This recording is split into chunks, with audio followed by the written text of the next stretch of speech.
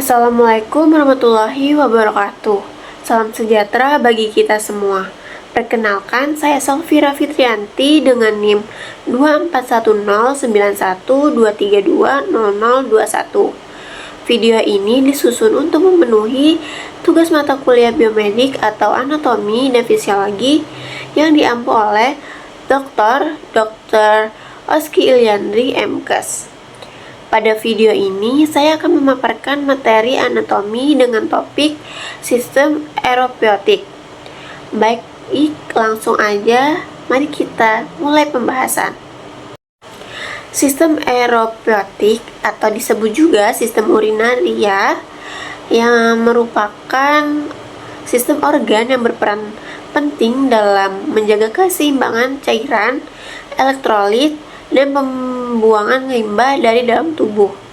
Sistem ini memungkinkan tubuh untuk membuang zat-zat sisa metabolisme dari dalam tubuh atau melalui urin. Organ utama yang terlibat dalam sistem ini adalah ginjal, ureter, kandungan kemih, dan uretra. Selanjutnya, terdapat struktur organ sistem aeropoietik. Yang pertama, yaitu ginjal. Ginjal terletak di belakang peritoneum, yaitu lapisan membran yang melapisi rongga perut dan berada di kanan dan di kiri tulang belakang. Setiap ginjal terletak pada tingkat vertebral lumbar atau punggung bawah. Dengan ginjal kanan biasanya sedikit lebih rendah dibandingkan ginjal kiri karena adanya hati di sebelah kanan. Selanjutnya, ginjal tersebut memiliki fungsi yang pertama, menyaring darah, yang dimana ginjal berfungsi sebagai filter utama dalam tubuh, menyaring darah untuk menghilangkan limbah, racun, dan kelebihan zat-zat tertentu. Jadi proses ini terjadi di nefron, unit fungsional ginjal, di mana daerah disaring dan zat-zat yang tidak diperlukan dikeluarkan melalui urin. Yang kedua, menghasilkan urin, yang dimana setelah proses penyaringan, ginjal memproduksi urin yang terdiri dari limbah dan kelebihan air. Nah, urin ini tuh kemudian disimpan dalam kandungan kemih sebelum dikeluarkan dari tubuh. Jadi, proses pembentukan urin ini melibatkan 3 tahap, yaitu filtrasi, reabsorpsi, dan sekresi. Selanjutnya yang ketiga, mengatur tekanan darah atau melalui renin, yang dimana ginjal berperan penting dalam mengatur tekanan darah melalui produksi hormon renin ketika tekanan darah rendah. Ginjal melepaskan renin yang memicu serangkaian reaksi kimia yang akhirnya meningkatkan tekanan darah. Jadi renin membantu mengatur volume darah dan keseimbangan natrium yang berkontribusi pada pengaturan tekanan darah. Selanjutnya yang keempat, mengatur keseimbangan elektrolit, yang dimana ginjal ini tuh berfungsi untuk menjaga keseimbangan elektrolit dalam tubuh. Termasuk natrium, kalium, kalsium, dan magnesium. Nah, dengan mengatur reabsorpsi dan ekskresi elektrolit ini, ginjal itu tuh membantu menjaga homeostasis, yaitu keseimbangan internal yang diperlukan untuk fungsi tubuh yang optimal. Selanjutnya yang terakhir, fungsi terakhir, produksi eritropoietin, yang dimana ginjal ini tuh memproduksi hormon eritropoietin atau EPO yang merangsang sumsum tulang untuk memproduksi sel darah merah. Nah, produksi EPO ini tuh meningkatkan ketika kadar oksigen dalam darah rendah, seperti pada kondisi anemia atau saat berada di ketinggian. Dengan meningkatkan jumlah sel darah merah, EPO ini tuh membantu meningkatkan kapasitas darah untuk mengangkut oksigen ke seluruh tubuh. Selanjutnya, organ ureter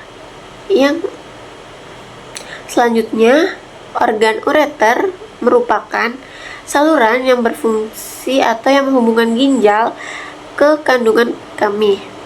Nah, panjang ureter itu berkisar antara 25 hingga 30 cm dan berfungsi untuk mengangkut urin yang dihasilkan oleh ginjal menuju kandungan kemih.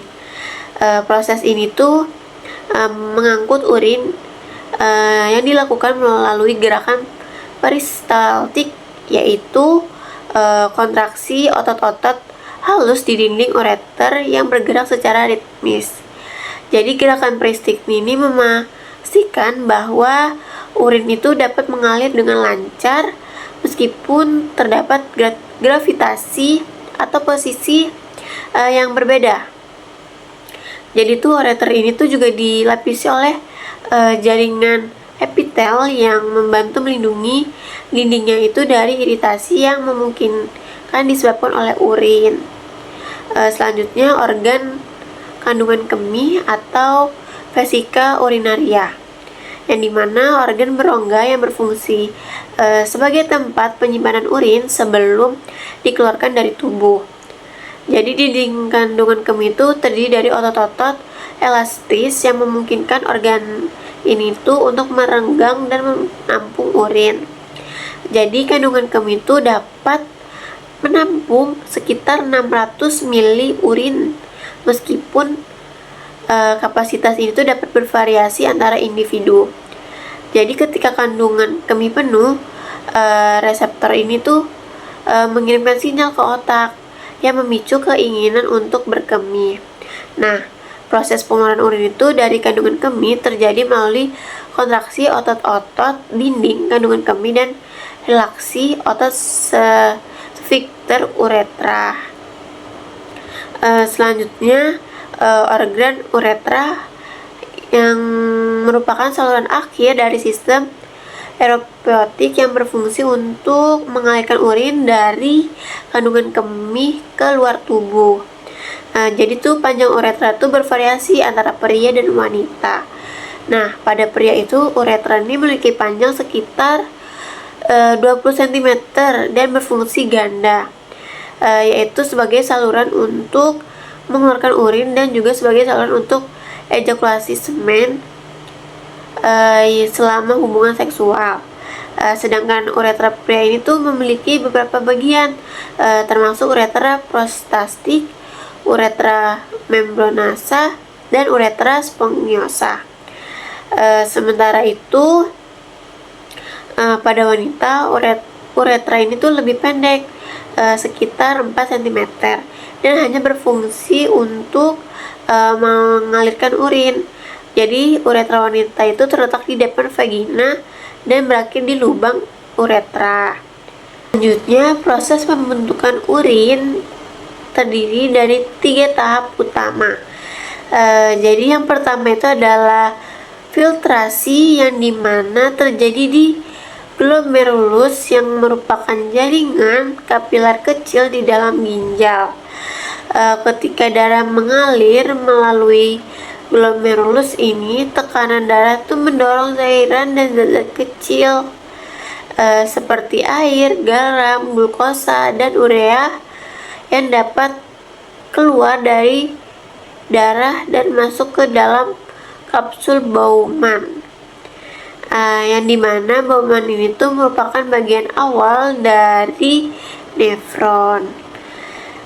Proses ini tuh memisahkan zat-zat yang diperlukan dari limbah, sehingga hanya ada zat-zat kecil yang dapat melewati membran filtrasi. Selanjutnya, yang kedua ada reabsorpsi, yang dimana setelah filtrasi, cairan yang masuk ke dalam tubulus ginjal atau tubulus proksimal, lengkung Henle, dan tubulus distal yang mengalami proses reabsorpsi. Nah, di sini itu zat-zat penting yang masih dibutuhkan oleh tubuh seperti air, glukosa, asam amino, dan ion tertentu. Nah, ion tertentu itu seperti natrium dan kalium.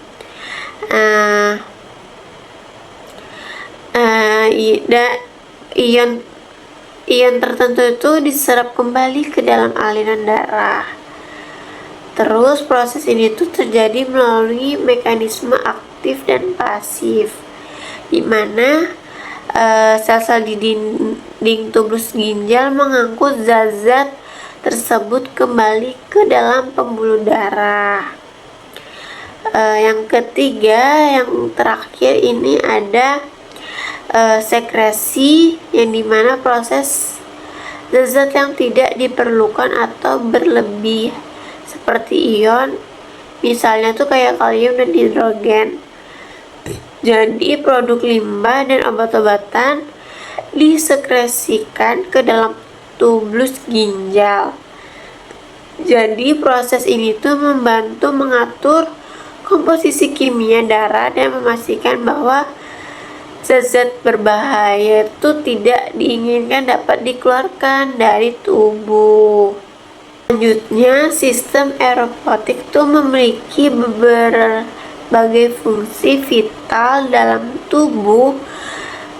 Antara lainnya itu yang pertama, pembuangan zat sisa metabolisme seperti urea dan kreatinin yang harus dikeluarkan untuk mencegah akumulasi yang dapat berbahaya bagi kesehatan.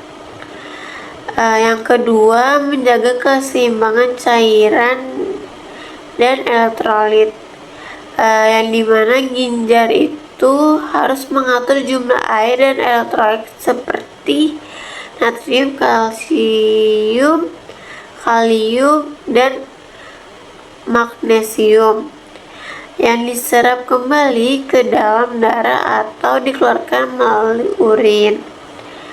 Selanjutnya, yang ketiga itu mengatur tekanan darah melalui sistem renin-angiotensin, yang dimana ketika tekanan darah itu rendah atau aliran darah ke ginjal berkurang, jadi ginjal itu tuh melepaskan hormon reninnya.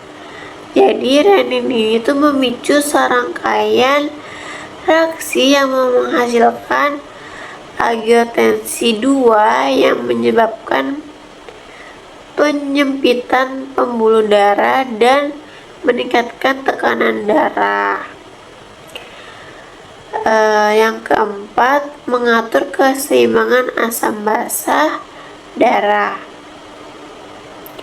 Jadi ginjal itu tuh membantu mempertahankan pH darah yang normal sekitar 7,4 dengan mengeluarkan ion hidrogen. Nah, reaksi ini tuh bikarbonat itu ke dalam darah. Dengan cara ini ginjal itu berkontribusi pada pengaturan keseimbangan asam basa. Selanjutnya, yang terakhir ada memproduksi hormon seperti renin dan eritropoietin, yang dimana itu seperti yang telah dijelaskan sebelumnya, berperan dalam pengaturan tekanan darah. Sementara itu eritropoietin itu adalah hormon yang merangsang sumsum tulang untuk memproduksi sel darah merah. Selanjutnya, kesimpulan yang dimana sistem aeropotik itu merupakan bagian penting dari mekanisme homeostasis tubuh. Jadi gangguan pada sistem itu bisa menyebabkan berbagai masalah serius seperti gagal ginjal, infeksi saluran kemih, hingga ketidakseimbangan elektrolit. Oleh karena itu, menjaga kesehatan sistem urinaria itu sangat penting bagi kesehatan tubuh secara keseluruhan. Demikian pemaparan materi mengenai sistem aeropotik yang dapat saya sampaikan. Semoga video ini tuh dapat memberikan gambaran yang jelas dan bermanfaat dalam memahami anatomi sistem ini secara menyeluruh. Terima kasih atas perhatiannya. Wassalamualaikum warahmatullahi wabarakatuh.